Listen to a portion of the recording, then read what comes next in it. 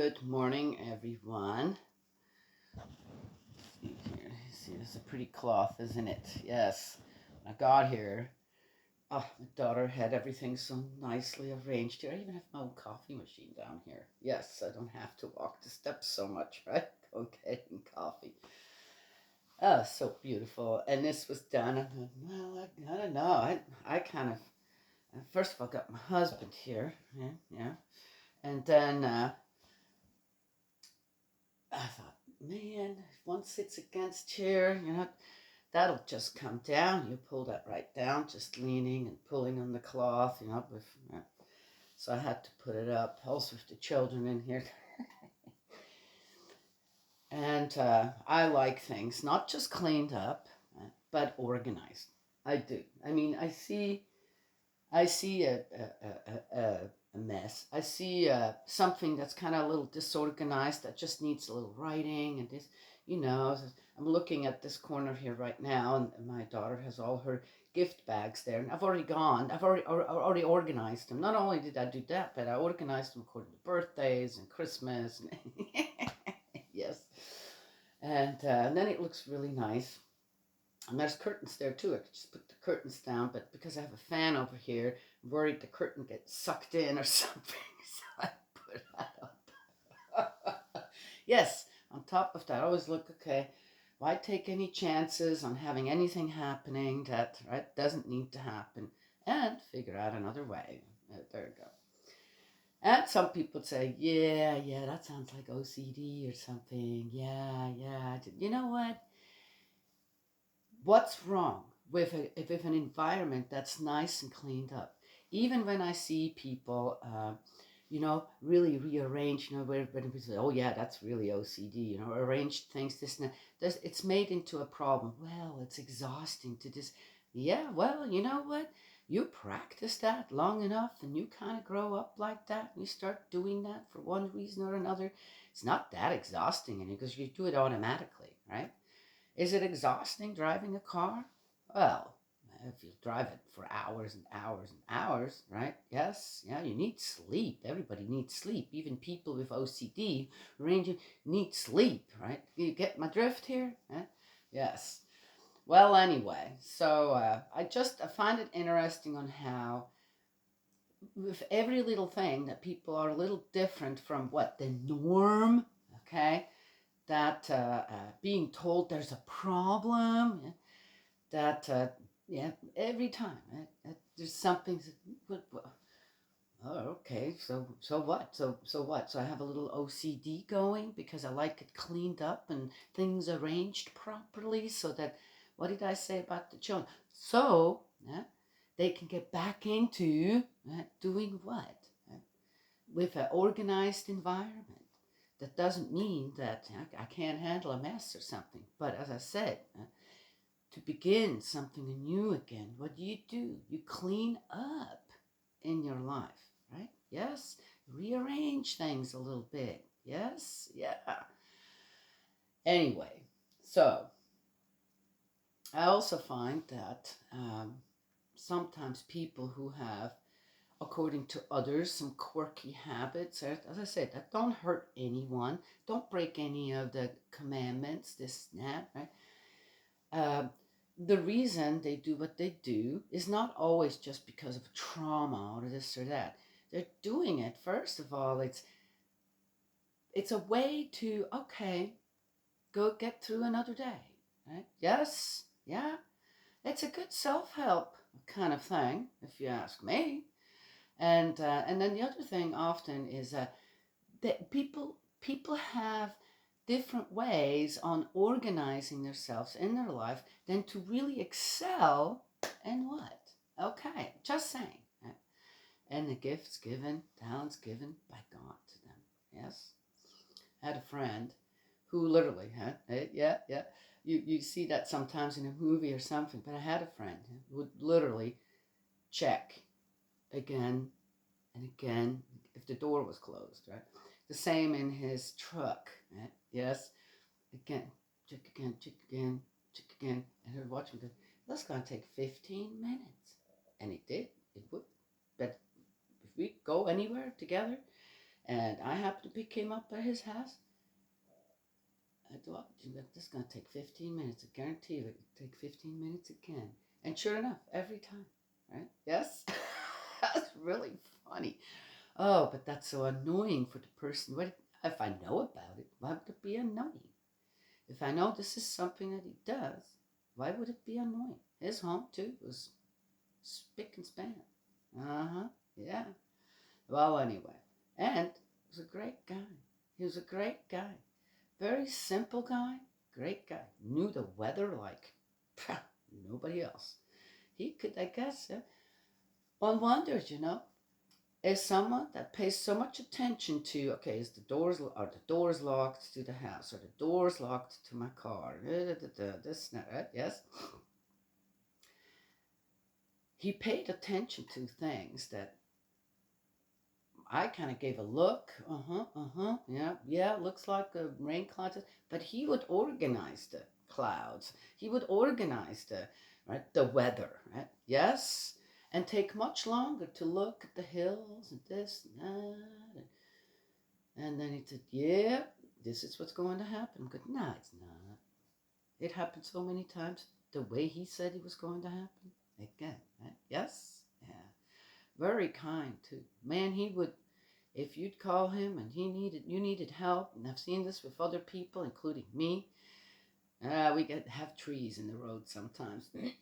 Certain other things, that happened at the time. He's passed away now. Yes, many, many years ago. But somehow this came to my mind today. You may be visiting, say, hey, just thought I'd check in with you. Hey, Ricky. It was good to know you. It's really, really good to know you. Still good to know you. I know why he came to my mind. He too, my oldest granddaughter, nobody could rock this child to sleep. No one. Nobody. This just was literally a child that you put down in the crib or on the bed and she'd go to sleep on her own. She didn't need you to, no crying going on, nothing. And he was the only one. He'd hold her. He loved holding her, and he'd just stand there. Most people, they rock the babies, this and that, and go to sleep, and he would just stand there. He had a certain way of holding her, and he'd just stand there. Never sat down with her. Always stand there, talking, and then looking. And my granddaughter was out. Don't know how he did it. Nobody knows how he did it. Right? Yes? So I wanted to bring that up. I see on how when one doesn't fit into the little square box, right, of normality, people found all kinds of things, right, to label differences in people. Differences. Yeah. Yes. Yeah. Differences in people. If you look at the bigger picture and how people have made differences, right, in people, even in the way they look, races, no, that is and the kind of problems that created. Yeah, but that was, don't give me that. Go and read up on history and how that all worked. Nothing to do with race. It's just the way people are. Okay? Think they can dominate in other people. Use them. Okay, all right. Anywho, interesting to me. So turns out that my grandson went to the doctor. Yes, because they got worried. No eating for 3 days, stomach ache, this, that. They come home with a laxative. Oh, he has constipation. He has constipation. No, he's got a tummy bug, not constipation. What kind of doctor here? I'm not a doctor. I can. First the sister has it, then he has it, right? And I go, oh yeah, that's a tummy bug. That's a classical tummy bug. May come with some constipation, but it's definitely a tummy bug. You don't eat for 3 days, but you're gonna poop. Here you go to a pediatrician. The guy says he has constipation. We should give him a laxative. That was it. That cracks me up, stuff like that. How else do they misdiagnose children? Or adults? This is ridiculous. What kind of doctors do we have? What kind of education are they getting these days? I'm just wondering, you know. Uh, Surely not all of them. Again, are you really sick? This and that. Or in an accident, need a good surgeon. Yeah, I'm all for that. Yeah. I guess if your bone sticks out through your leg, yeah, it's a broken bone. Need to fix that. Yeah, right. I mean, okay. Anywho, so no, okay. So then my daughter wasn't feeling so well, so she had a touch of it. Not as bad, but she had a touch of it. And then the other little boy that I took care of, my granddaughter, interestingly enough, didn't get it. She got a cold, and I guess allergies. No, you don't have allergies. You have a cold. You have definitely a cold. What the heck? Those are not allergies. Well, where I was doing it, I said, yeah. Well, how long ago was that? All right. And then, sure enough, the other little boy that I take care of, he got it too. Yeah. Oh, he has constipation too. So they all had They gave each other constipation. Whatever. I just did. I didn't get it. So good. I have a good immune system. Also made me. So I've been around children who have had colds and a tummy bug and didn't get anything. Uh, well, anyway. I have a very, very good immune system, I've noticed. Yes, yeah. Even when I did get COVID.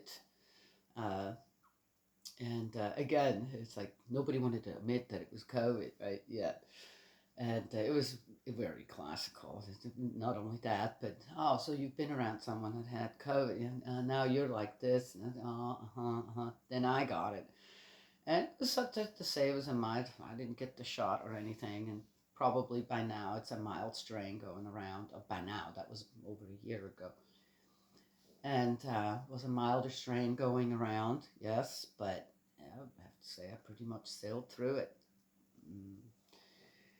And interesting that the person who brought it to the farm had been gotten the shots and the boosters and I don't know what, and she got it and she had it worse than I did.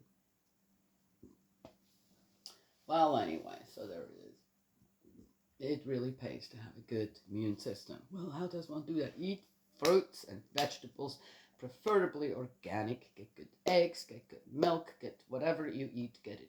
Get a smaller quantity, pay a little more, but get it from a good source. Yes? I'll tell you what, I walk into a grocery store and I used to that was many, many, many years ago when I learned to use the pendulum. You guys know what the pendulum is? Well, anyway, it's I learned how to do that actually as a kid, but not as a form of healing. Or, for example, to check out how well a product is that I'm going to consume. Yes, you can do that. So basically, you can just take a necklace and a gold band or something, a ring. It works with just about anything. I can make it work with just about anything. You hold it up and it starts to swing your energy. It's not just your energy, but it's mixed up. Okay, I'm gonna get into that. And it starts to swing. So I would take that to the grocery store and I would go over all the vegetables and fruit and find out which one is the best one, from 1 to 10. 1 to 10, which what 10 being the best, right? Yes. Is this product at? I shopped like that for some time. Then I noticed that I didn't need the pendulum anymore. Suddenly it was something that just, yeah, it's an odd one again, right? Yes. Suddenly I realized I didn't need the pendulum anymore. I could tell, okay, what was wrong with a person, where they could start. Again, talking to them as well. And with the vegetables and the stratus, there's a certain energy, vegetables and fruits, and the food. There's a certain energy that's around the produce, right? Yes, And some things really attracted me, and others, no. Even though they all look good.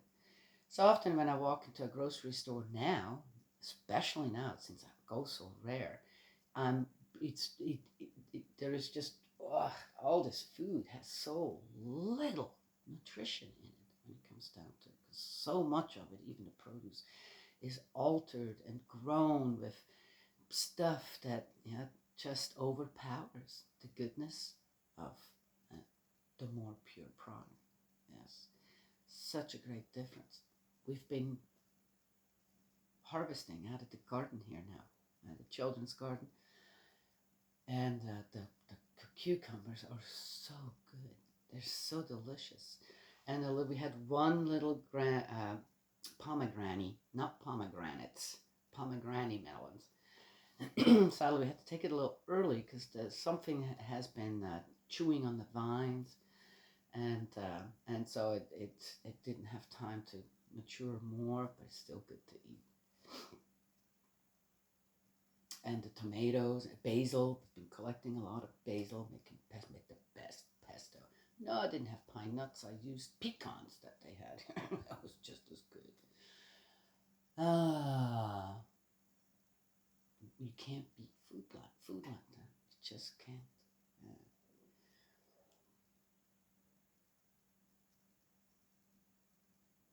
Why did I get into? Oh, immune system. Yes. Yeah. Well,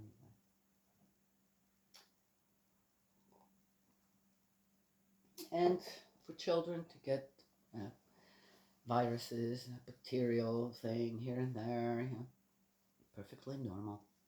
That's how their immune system, right, gets stronger as well to overcome, and their blood gets stronger and their immune system gets stronger, to fight off certain things, right, infection and all that. And sadly, if one just hands them medicine every time for everything, that sometimes it's needed. Okay, keep the fever down a little bit more. To sort of, I get that, but with some tea, make them feel better. Have them lay. Rest is important when a child is sick, um, and let them get over it and let their body, yes, develop antibodies for whatever they're sick with. Is important too, for them to then, when they grow older, yes, have a stronger immune system for certain other things. Well, anyway, also interesting. Again, here I'm the caretaker of all these children. I've been around them the most, and I didn't get sick. Well, yeah, because my body, my system probably was, yeah, I've already had that. Yeah, as a child, that came already around, and they haven't been exposed to it, but I may have had. Right? Do you understand? Yes, so children are sick, getting stronger, getting over being sick.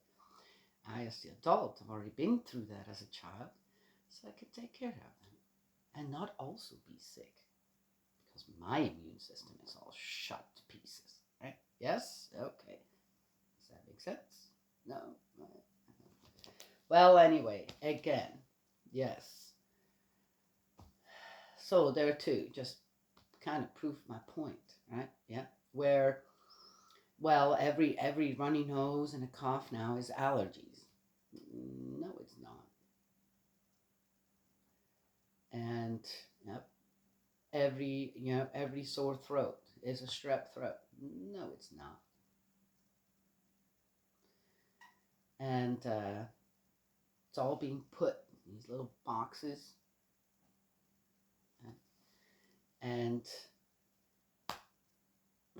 again, I have no idea why.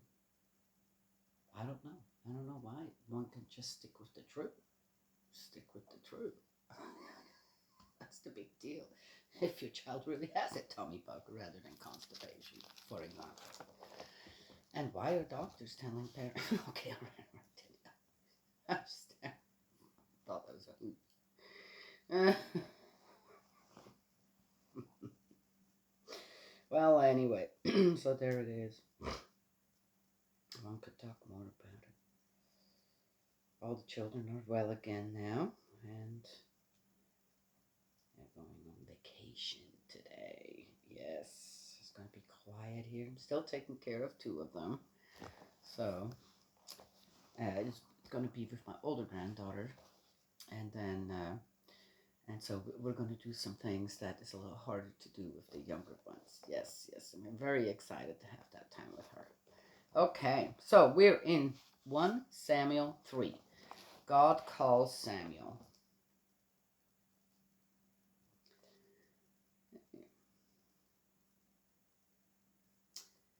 Now the boy Samuel was serving Yahweh in the presence of Eli. In those days it was rare for Yahweh to speak. Oh. How about in those days? See again, right? Oh, it was. He didn't really say anything. Let's say. Wait a minute. Let's write. This should have been written down. In those days, it was rare that Yahweh was heard. Visions were uncommon.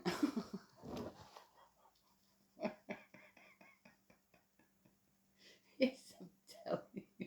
Even at that time, the excuses people came up with. I'm just.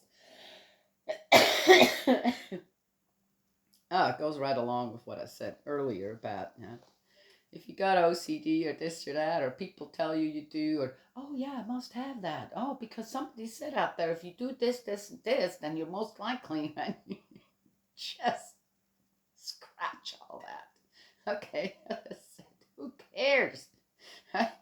There's a reason why people do certain things. Yes, unless, right?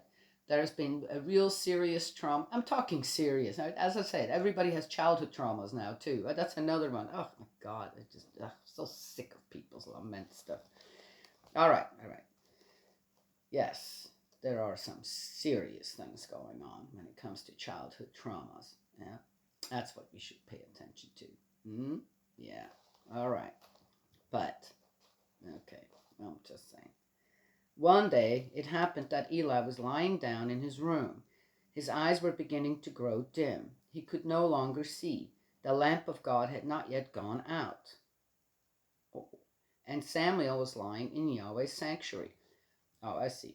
Where the ark of God was. When Yahweh called Samuel. Samuel, he answered.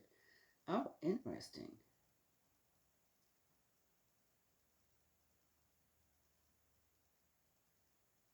Wait a minute. One day it happened that Eli was lying down in his room. His eyes were beginning to grow dim. He could no longer see.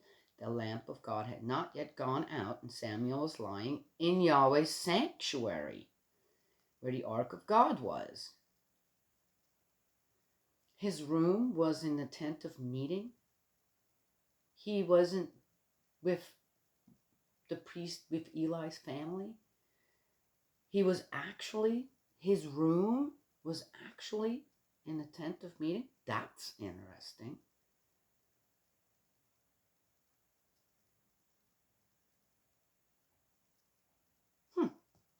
When Yahweh called, Samuel, Samuel, he answered,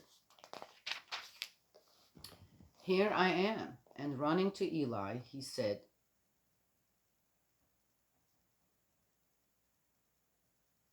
Oh, here I am, as you called me. Eli said, I did not call. Go back and lie down. So he went and lay down. And again, well, where was Eli? He went running. So he went out somewhere. How big was that tent of meeting, really? All right, not that big. We know that. So Eli was outside the tent of meeting. Okay, I don't know. Where was he running to? But close enough so that he could hear him call. Go back and lie down. So he went and lay down. And again Yahweh called, Samuel, Samuel. He got up and went to Eli and said, Here I am, as you called me. He replied, I did not call you. Call, my son. Go back and lie down. As yet, Samuel had no knowledge of Yahweh, and the word of Yahweh had not yet been revealed to him. Well, how old was he at that time? How old was he? Does it say how old he was? What, they haven't been teaching him about God and this and that and I don't know what? Well, he was still a boy. Well, even altar boys know something. Interesting.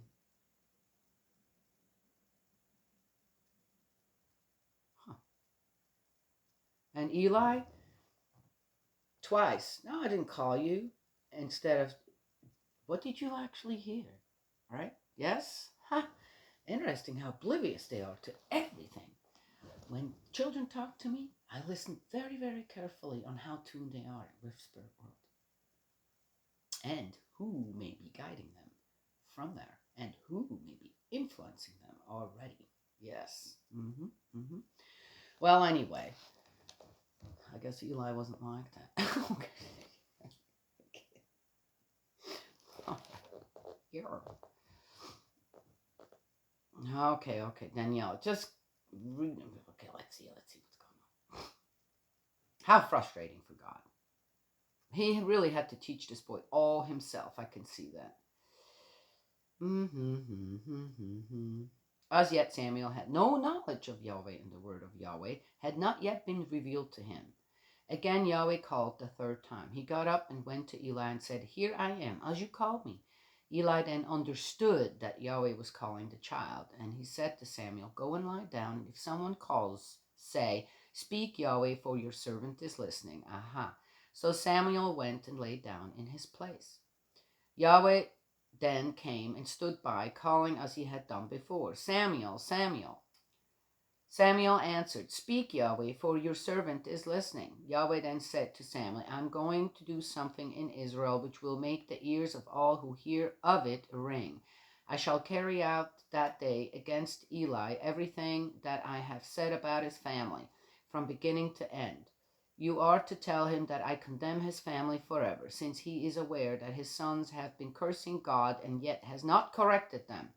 Therefore I swear to the family of Eli, no sacrifice or offering shall ever expiate the guilt of Eli's family." Really? That's what God would go and tell a little boy. Oh, I don't know how little he is. It doesn't say. It says it's a boy. So what? He couldn't be more than 12, right? Well, wait a minute. In a Jewish tradition, or a boy of 12 is not kind of the time when they become young men. Okay, not sure. Yeah. Now we're keeping our boys for a lot longer, right? Though, right? Yeah, a lot longer. But yeah, they're not really being taught to be men at the time when they should be. All right.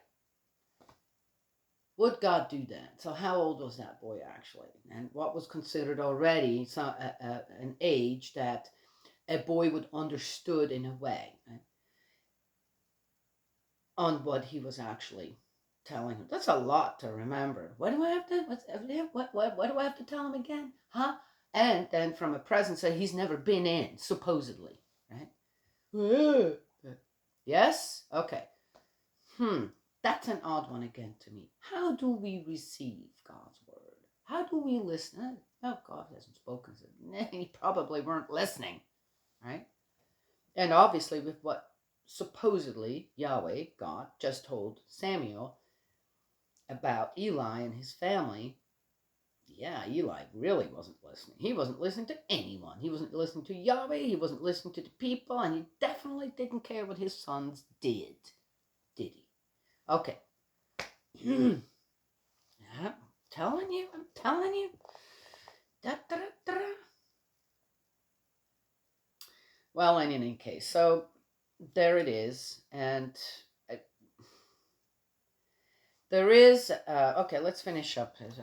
I could say so much to this again.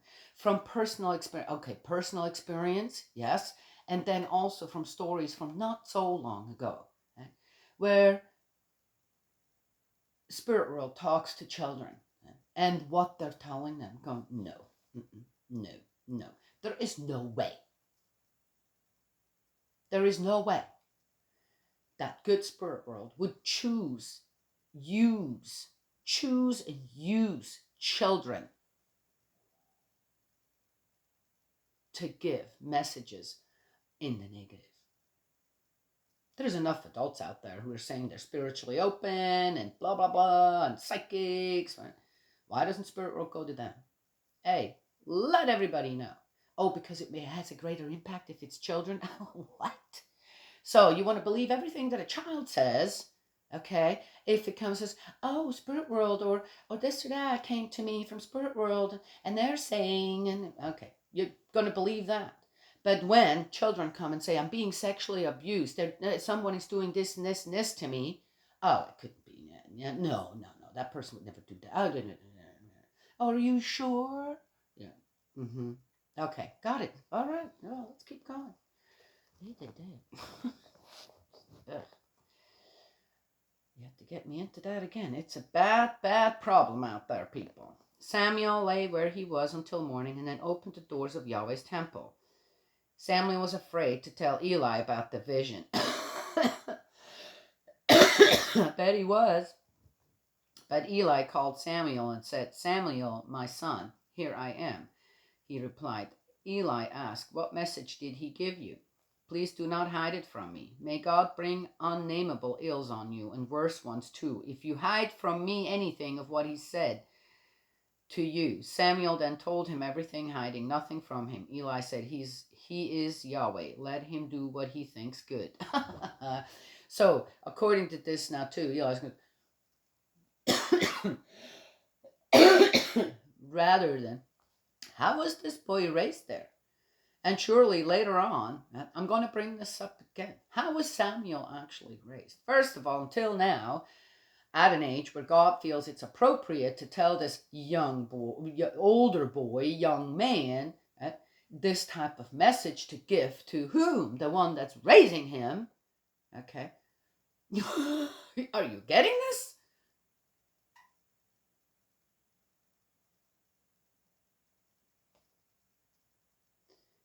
And he's threatening him with what? So he's not, okay. You obviously, God was talking to you. Just tell me, it's okay. It's okay. I'm not going to persecute you, judge you over what you have to tell me. That would be doing what? No, he's threatening him with what? Ills and I don't know what. How does that make sense? Oh, Danielle. I know.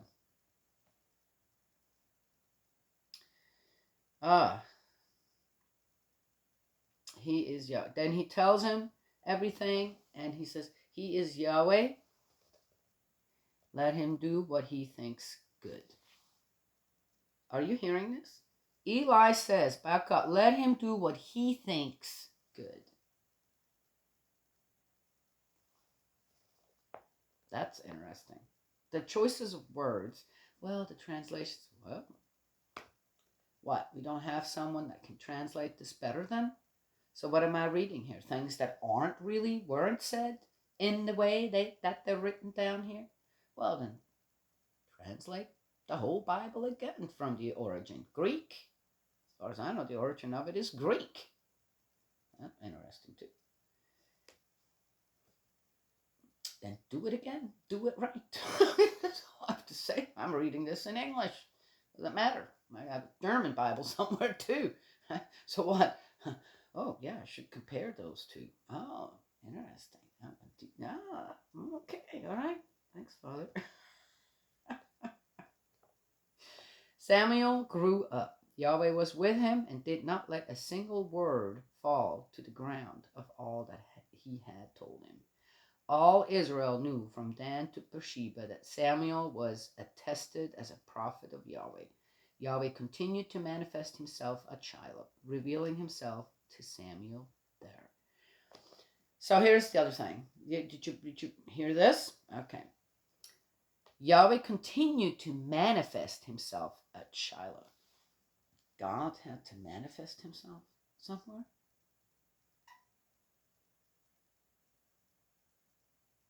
Really? Why? Are you guys hearing this as well? what I hear out of this is the difficulty that God had to be heard. The difficulties to stay in the presence of Israel, the supposed his people, his supposed people, right? Yes. If I apply this in the world today, how difficult is it really for God to be heard by the Christians or by the Buddhists? Now, wait a minute, they have, okay. Or by the Muslims, or by the Catholics, or by what else is out there that acknowledges the true God?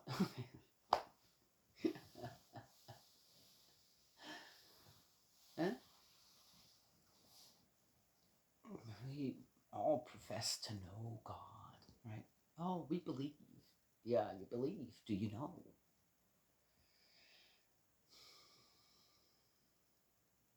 How frustrating it must be for our Father, Heavenly Father, the Creator, our heavenly parents in heaven. How frustrating it must be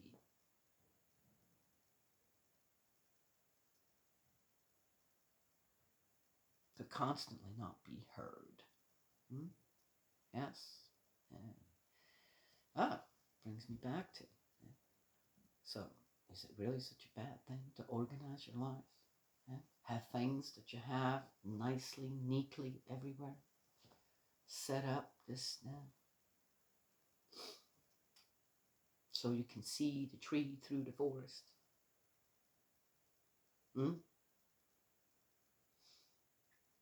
Or is there a reason why suddenly OCD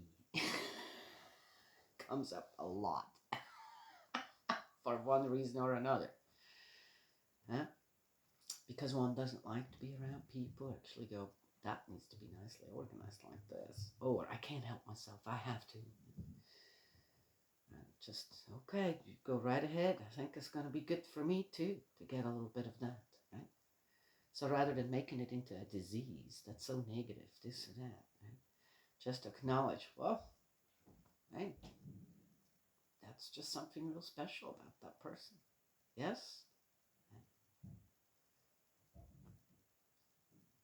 And, yeah, be interesting.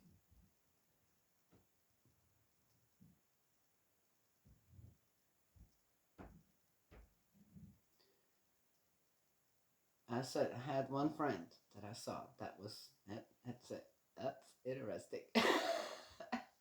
But in the way he organized other things in his mind as well, how his mind processed certain things, right, was really amazing as well.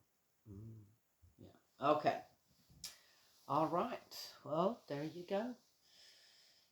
See clearly through the constipation to the tummy bug. All right. I'm not going to get over this one too fast. All right, so here's Samuel. He's growing up. And it's already well known that he talks to God, and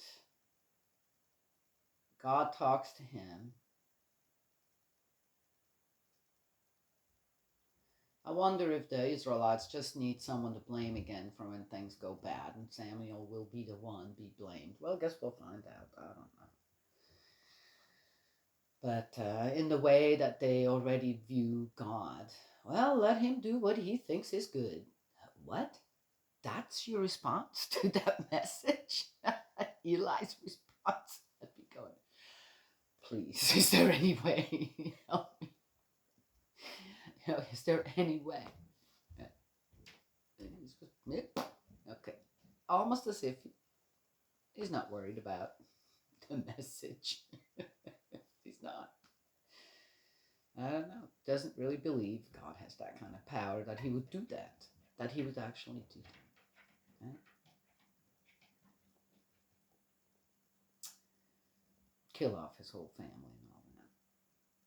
Because maybe by then, as old as he was, Eli the priest knew that God would never do anything to hurt us. He's just warning me that things are not going to go well. And over time, things aren't going to go well for my family because we've lost the guidance. We're not listening to the guidance. Right? We're not obeying the commandments. He knows that. So, anyway, interesting. It's interesting to me. Okay. Well, that's it. That's all I have to say this morning. I hear footsteps upstairs, so got to get going too. Right? Yes. God's love and blessings always. May He protect you, and I will talk to you another time.